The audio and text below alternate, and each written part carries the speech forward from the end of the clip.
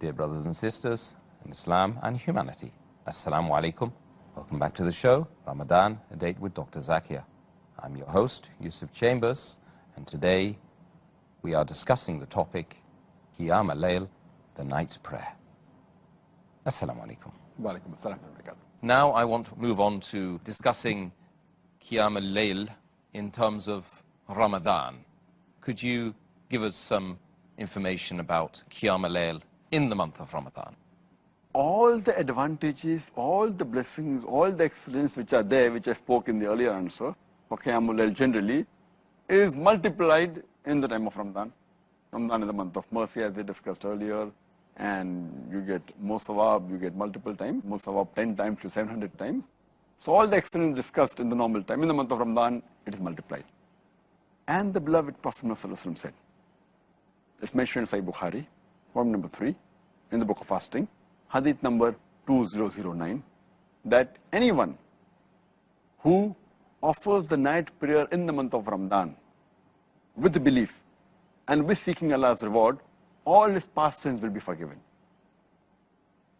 And it's mentioned in the Sahih hadith of Sahih ibn Hibban, hadith number 3438, that the person who comes to Muhammad sallallahu alaihi wasallam and asks him that what if I say there is no God worthy of worship except Allah subhanahu wa ta'ala, who has got no partners, and Prophet Muhammad sallallahu alaihi wasallam is the messenger of Allah subhanahu wa ta'ala, and if I offer 5 times obligatory salah prayers, and if I fast in the month of Ramadan, and if I pray in the night during Ramadan, if I offer the night prayer in Ramadan, Qiyaam Layl, and if I give zakat, then what is my position? So the beloved Prophet said that anyone who does all these things, he will be amongst the siddiqeen, the righteous people, and among the shuhada, amongst the martyrs. So this is the importance. Everything is the same, but it's multiplied. Will be called amongst the righteous people and amongst those who are martyrs. And therefore, a person should see to it that he should offer the Qiyaam Layl in Ramadan. It's very important. He should not miss it. And furthermore, besides the spiritual benefits that I discussed in the previous answer, there are even physical benefits. When a person fasts for the full day, then during iftar he eats, and then if he offers Qiyaam Layl, it is good for the body. The body is fasting, then he stands, in the posture of bowing, then the sujood. It's a good exercise, and besides getting spiritual benefits, it even gets physical benefits. So as far as possible, a person should see to it that he should not miss the Qiyaam Layl. Excellent. I'm sure that a lot of people are going to be praying the night prayer now after you've given that good advice. The next question is relating to the time that Qiyaam Layl should be practiced during the night. What's the best time during the night? Our beloved Prophet ﷺ said, it's mentioned in Sahih hadith of Musnad Ahmed, volume number 6, page number 7. The beloved Prophet ﷺ said that Allah subhanahu wa ta'ala has added one more prayer, that is the witr. So pray witr between Isha and Fajr.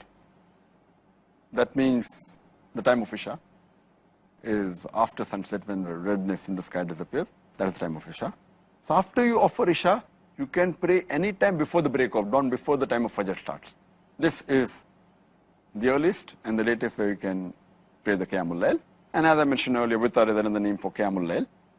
And a beloved Prophet ﷺ said, it's mentioned in Musannaf Abdul Razak, hadith number 4623, that a beloved Prophet ﷺ said that if someone fears that he will not wake up in the night, then he can offer the witr or the Qiyaam Layl in the early part of the night. But if a person knows that he's going to get up at night, he should pray at night after he gets up from sleep. Because praying in the later part of the night is much better, where angels witness for the person.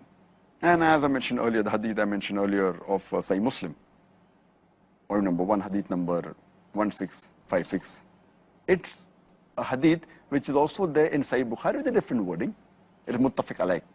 It also occurs in Sahih Bukhari, volume number 2, in the book of Tahajjud, hadith number 1145, our beloved Prophet ﷺ said that Allah the Supreme, the Glorious, He descends to the lowest part of the heaven during the last one-third of the night.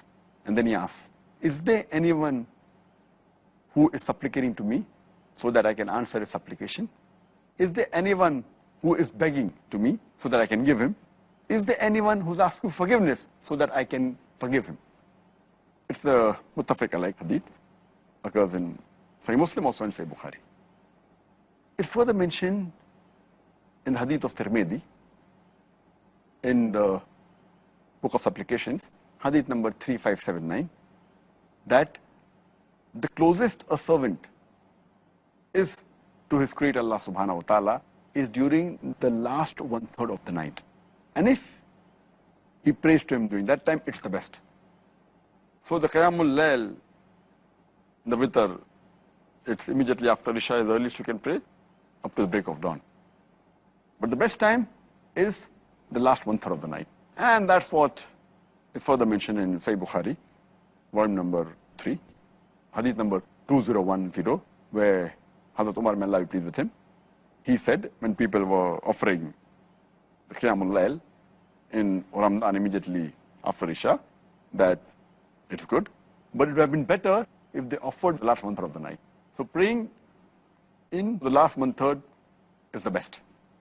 But you can start immediately after Isha and pray just before the break of dawn, before the Fajr time.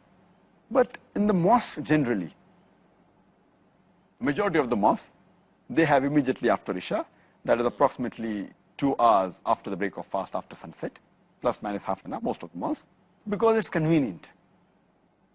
Because there are people who are young in the congregation, there are people who are elderly people, there are women. So to make it easier and not to make life difficult for them, because most of them is difficult for them to get up in the middle of the night. So in majority of the mosques, they have it immediately after Isha, about maybe 2 hours or 2.5 hours after the break of fast, which is no problem at all. It's better to pray than not to pray. Better to pray early than not to pray. But the best time is last one-third of the night. So if some of the mosques have during the last one-third of the night, Qiyamul Layl in Ramadan, that's the best. But the majority of the mosques have it earlier, which there is no problem at all. Okay, good. I think you can do both, of course. Alhamdulillah. Allah has made life easy for us. May Allah allow us to do it the whole month, inshallah, and take all the benefits that you've mentioned and will continue to mention during this interview and the question and answer sessions to come up, inshallah. Dr. Zakir, the next question is relating to the etiquettes of the night prayer. Could you explain some of the most essential etiquettes of the night prayer? There are some hadiths which give us some guidance. There's a hadith, which is a Sahih hadith according to Shaykh Albani. It's a hadith of Bayhaqi, where it says that our beloved Prophet ﷺ said that when you get up in the middle of the night, then you use the siwak, and then you do wudu and then offer salah. So using the siwak is the sunnah. Further, it's mentioned in Sahih Bukhari, volume number 2, in the book of Tahajjud, hadith number 1154, where the beloved Prophet Muhammad ﷺ said, and he gave certain things that when a person gets up in the middle of the night, he can recite, La ilaha illallahu wa'dahu la sharika lahu, lahul mulku wa lahul hamdu, wa huwa ala kulli shay'in qadir. Walhamdulillah, subhanallah, wa la ilaha illallah wallahu akbar, wa la hawla wa la quwwata illa billah. And then you can recite, Allahumma ighfirli, Allah forgive me, Allah forgive me. So these are recitations which you can do when you get up. Our beloved Prophet ﷺ said, the Sahih hadith of Sunan Nasai, hadith number 1621, where the beloved Prophet said that when he used to get up in the middle of the salah, Hazrat Aisha, may Allah be pleased with her, she said that whenever the Prophet used to get up in the middle of the night, he used to recite, Subhan Rabbil Alameen, means glory be to Allah, the Lord of the worlds. He used to recite several times. He used to even recite, Subhanallah wa bihamdi, glory be to Allah and praise be to Him, several times. So these are few of the etiquettes for a person when he gets up in the middle of the night to offer the salah.